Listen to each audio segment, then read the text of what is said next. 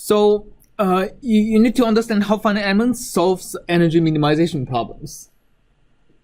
So if the energy can be written as a quadratic form of the function, then because this expression is linear, the same energy can be written as a quadratic form of the coefficients of the unknown coefficients a's, right? And as a result, you obtain a quadratic minimization problem, and the unknowns of that quadratic minimization problem are all of these AIs. Right, so you need to be able to go through substitute this F equal to summation of AI phi I into the energy formula to figure out what type of minimization problem this is. Okay, and then you solve the quadratic minimization problem by saying the gradient of the quadratic form has to be equal to 0. And if the form is quadratic, then the gradient of the quadratic form is a linear form. So we get a linear set of equations, and we solve the linear set of equations for these AIs. We substitute the AIs into the formula to obtain the final solution F. So that's basically how finite elements solves energy minimization problems. All right, any questions on that? Yes? So in the lab we had something about a mass edge matrix that I didn't really understand, and Philip said that like its uses to for applying Dirichlet boundary conditions. The mass edge matrix, yeah. So that's actually a particular that wouldn't appear in one dimension, and yeah. So when you have Dirichlet boundary conditions in 2 and 3 dimensions, you get things like that. But I guess like how is it used? Like, or why is it necessary? Because is it like, can you just like set the function, like the solution to whatever value you whatever value the boundary condition is? That right. So you can, if the okay. So in one dimension, like the only type of boundary you have is exactly on the node, right? So if you have 2 and 3 dimensions, then your node can only be at discrete points on the boundary, right? So not your entire boundary is covered by nodes. You have gap between the nodes.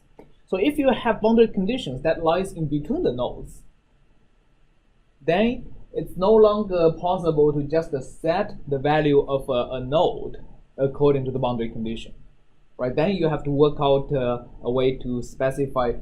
Basically, the matrix you have is a way to figure out what constraint you should set on the function space. Okay, because of that boundary condition. So for example, if the location you want to set the boundary condition is exactly halfway in between 2 nodes, and if your basis function is linear, that means the average of these 2 basis functions, or the average of these 2 basis functions multiplied by its respective coefficients should be equal to the value set, right? But that's a specific case. In general, you need some kind of a matrix to figure out the constraints you have.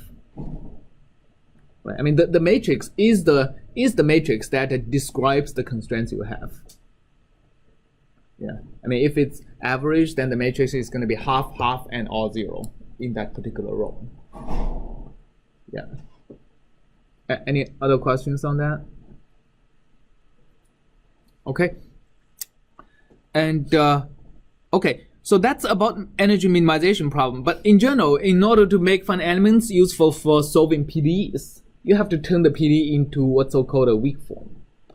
So the weak form is a form that is very similar to the variational form of a energy, right?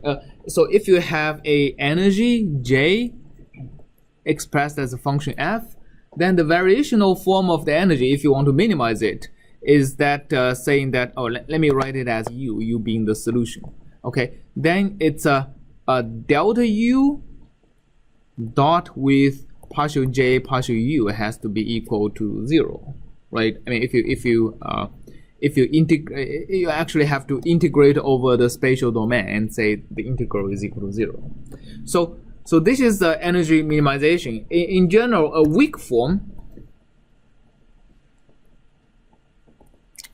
is a form that is can be written as a bilinear form of delta u and u plus b, just a particular linear form of delta u would be equal to 0. Okay, and this bilinear form, an example is that for Poisson's equation, the bilinear form is equal to integration over the domain partial delta u partial x times partial u partial x dx. So that's for Poisson's equation. It's usually so the reason it's called bilinear is because this formula is linear if you fix u and only look at delta u. It's also linear if you fix delta u and only look at u, right? So this is what makes it linear, bilinear. And this b is exactly linear. For example, if you have a f as the right hand side, this is f times delta u dx. So that turns out with a weak form of the Poisson's equation, partial square u partial x square plus f equal to 0. So we learned how do we derive a weak form from a strong form of partial differential equations like that. The derivation is you multiply a delta u on this entire equation and you integrate over the domain. So this can be transformed into this equation. I think you, for this to be transformed, you also need a negative sign on this. So in order to transform this into this, you pull. It's clear that if you multiply delta u by f, you get the negative of this. If you multiply delta u by the second order derivative, how do you get the negative of this?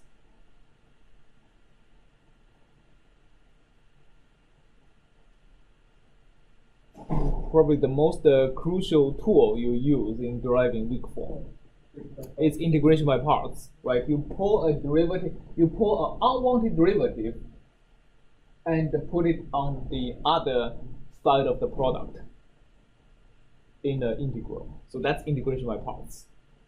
Okay, and there is also going to be a boundary term that comes out of the integration by parts, and you deal with the boundary term by applying the boundary condition of the differential equation. Okay, so basically deriving the weak form, turn the simple PDE into its weak form is like the Poisson's equation. It's something you need to be able to do. In general, it's a lot. That's just an example. In general, it can be pretty involved for some PDEs, but like for Poisson's equation, like should be doable, right? Okay.